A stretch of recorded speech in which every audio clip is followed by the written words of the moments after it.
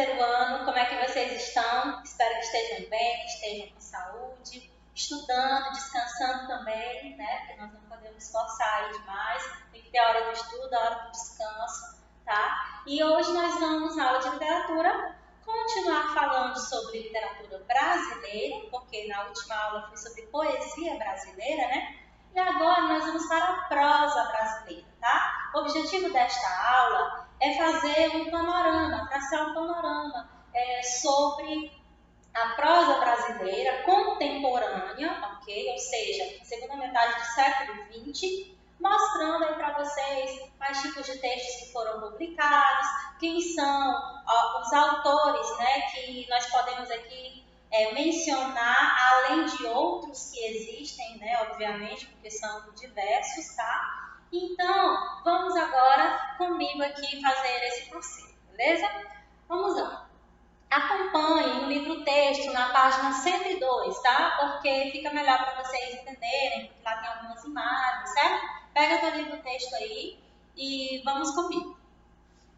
Ok, então, gente, começando, em relação à segunda metade do século XX, nós temos aí uma expressão que se refere aos anos 60 e 70, que é a expressão os anos de chumbo. Por quê? Porque esse período é considerado o mais rigoroso, o mais sofrido da ditadura militar no Brasil. Porque nós temos aí o rigor da ditadura e temos também o ato do AI-5, que acabou trazendo muita censura, né? Então, o que acontece? Com essa realidade que aconteceu no nosso país, a censura foi enorme. Isso significa que não tiveram, né, os autores, os escritores não tiveram a oportunidade de falar tudo o que eles queriam, né, por conta dessa censura que nós sabemos que existe e que nós já até vimos em outros conteúdos, como por exemplo lá no conteúdo do tropicalismo, né? Então, um exemplo dessa literatura, um exemplo de obra que se refere a esse momento, é a obra Quadro, de 1967, de Antônio Calado. De que essa obra fala? Ela fala de um jovem, né, que decide aí sair para alfabetizar adultos, e nesse desejo dele, né, nesse objetivo, acaba então sendo um símbolo de resistência, né? Resistência à opressão, resistência ao momento em que nós estávamos vivenciando, tá? No Brasil. Então, além dessa, tem outras obras que remetem a esse momento, tá? E aí, especificamente na década de 70, nós temos as publicações de romance e reportagem, tá? Que, como o nome fala, são histórias, né? São romances que carregam aí as características jornalistas. O que é uma reportagem? Reportagem é um texto que tem aprofundamento, que pega um assunto e vai ali detalhar, apurar os fatos, pesquisar para trazer o máximo de informações possíveis e necessárias para o leitor ou para o telespectador, no caso da televisão, certo? Então, o romance e reportagem, ele une aí elementos da literatura, da produção ficcional com a produção jornalística, certo? E aí a gente tem na história fatos que são comprovados pela pesquisa jornalística, pela apuração jornalística.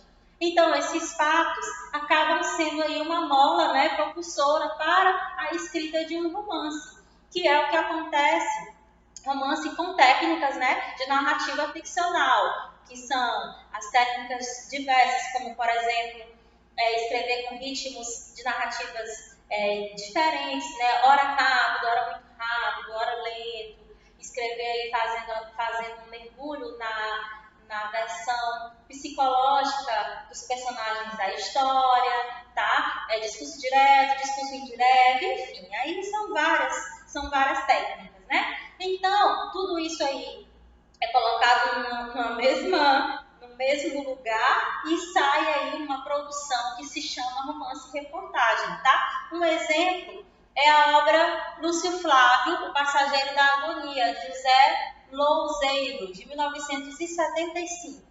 Essa obra é baseada em um jovem que acaba, então, tendo aí um envolvimento com a polícia para poder mostrar essa relação que existe entre bandidos e policiais, tá? Então, para quem gosta desse tema, é uma obra interessante que vocês podem depois buscar para ler, né? Então, é uma obra que pegou os elementos da pesquisa jornalística que tem a ver com esse rapaz que se colocou aí nesse envolvimento com os policiais, e dentro disso a gente tem as técnicas de narrativa ficcional, juntando literatura e jornalismo, tá bom?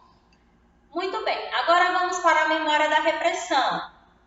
Olha só, os anos de 68 a 74 são considerados os anos mais duros da ditadura, tá? Da ditadura militar. E aí, o que acontece? Claro que não foi só esse período aqui, né, gente? Todo o período de ditadura militar é considerado um período difícil, um período de opressão, de sofrimento.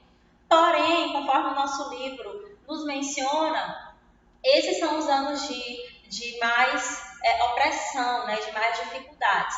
Então, o que aconteceu? No final da década de 70, foi possível, então, juntar depoimentos de pessoas que passaram por esse momento aqui, tá? E aí, eles começaram a produzir materiais que demonstravam as memórias da repressão, né? Ali o testemunho mesmo de quem vivenciou tudo isso. Então, um exemplo é o romance O Que É Isso, Companheiro, de 1979, de Fernando Gabeira, que vem falando aí da repressão, das angústias, né, sofridas nesse período, ok? Muito bem. Além disso, outra marca desse período aqui, da segunda metade do século XX, da nossa prosa contemporânea, são os relatos históricos, tá? Lembrando que a nossa literatura, ela desde o romantismo, século XIX, lá com o José de Alencar, nós já temos alguns romances históricos, certo? E esses romances, eles existem aí desde o século XIX, então não é uma característica somente, única e exclusivamente da prosa brasileira contemporânea, tá? Já existe aí desde o século XIX com o romantismo. Então, um exemplo é o livro da Ana Miranda, Desmundo, como vocês podem acompanhar aí no material de vocês, no livro texto, né? Então, deixa eu pegar aqui para a gente ver.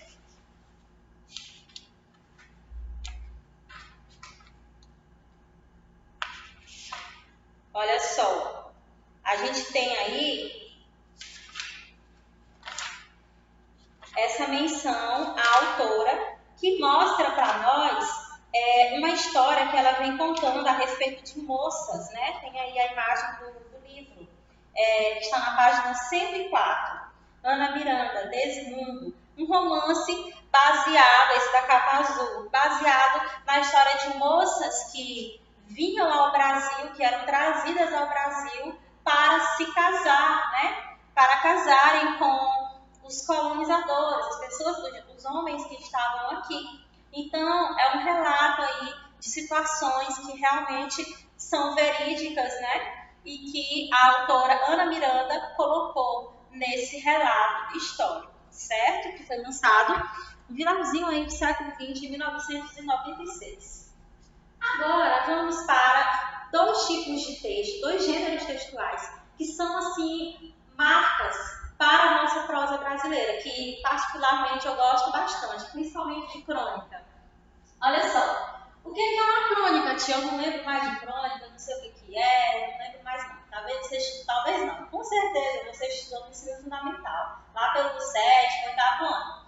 A crônica é um texto que relata fatos do cotidiano, tá? Como eu coloquei aqui. São histórias, são situações que o autor percebe, tem aquele olhar literário, né? E como uma ida na feira, com um dia na escola, com um dia no trabalho, ele consegue ali colocar no seu texto aqueles fatos, né? Com o seu próprio estilo, escrevendo aí de um jeito que ele escolher. Então, A crônica, ela é esse texto. Por isso é que ela tem muita ligação com o jornalismo, porque ela é um texto que sempre foi publicado nos jornais, tá? Então, acaba sendo um texto que está sempre ligado aí ao ramo jornalístico, certo? E nós temos como características da crônica um texto curto, porque era para o jornal, né? Uma leitura ali relativamente rápida, textos com objetividade, com uma linguagem clara, uma linguagem aí coloquial, né? Para poder envolver as pessoas, né? Ser acessível a todo mundo. E a linguagem e o estilo são diversos, porque cada autor, cada escritor tem o seu estilo.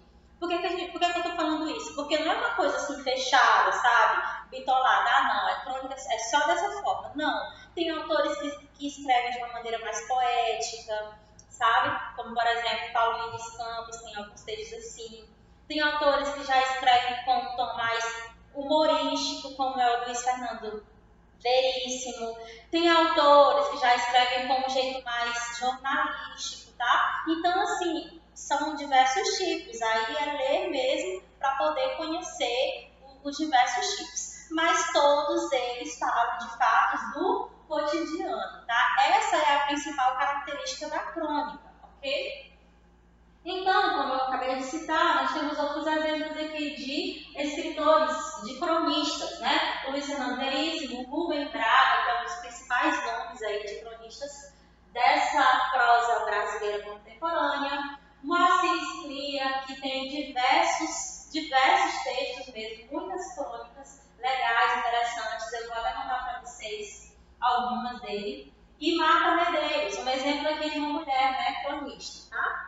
E o conto, professora? Vamos lá. O conto é um texto aí que vocês leem desde o fundamental menor, né? Aqueles continhos lá pequenininhos que a gente tem, contos populares e tudo mais.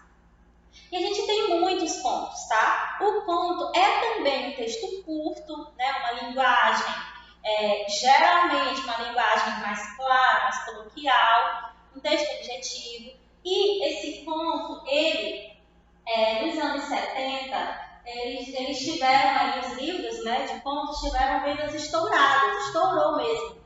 Um exemplo de autor que marca esse momento é o Dalton Trevisan, tá? Porque ele tem aí contos maiores, também tem vários mini-contos. E esses mini-contos ele escreve de maneira que ele quer envolver o leitor, tá? Na sua narrativa. Então essa é uma marca dele. Além dele, nós temos a maravilhosa Lígia Fagundes Telles, né? Temos o Paulo Leminski, temos o Milor Fernandes e vários outros, tá bom? Então, a Lígia Fagundes Telles, por exemplo, é uma autora que eu acho assim formidável. Ela tem uma linguagem clara, ela tem uma linguagem assim que eu acho que vocês vão gostar, viu? Ela tem uma linguagem que envolve temáticas que tem a ver um pouco com o suspense. Então, uma autora que tem uma marca aí nessa prosa contemporânea do nosso país, tá? Muito boa mesmo. Pra mim, ela é muito boa. Então, a gente tem aí vários exemplos, tá? E aqui, para reforçar, eu coloquei as características, né? Como eu mencionei, linguagem coloquial, narrativa curta. Um ponto também que é preciso ser destacado, o espaço, geralmente, né, gente? Não estou dizendo que são todos, mas geralmente o espaço é urbano, histórias aí que passam nas cidades, né, em ambientes urbanos.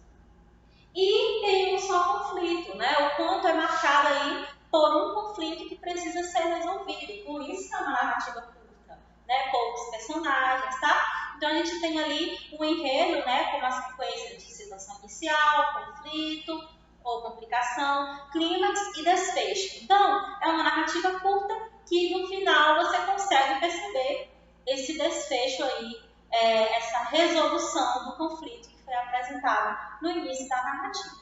Ok? Beleza? Então aqui é um panorama, logicamente.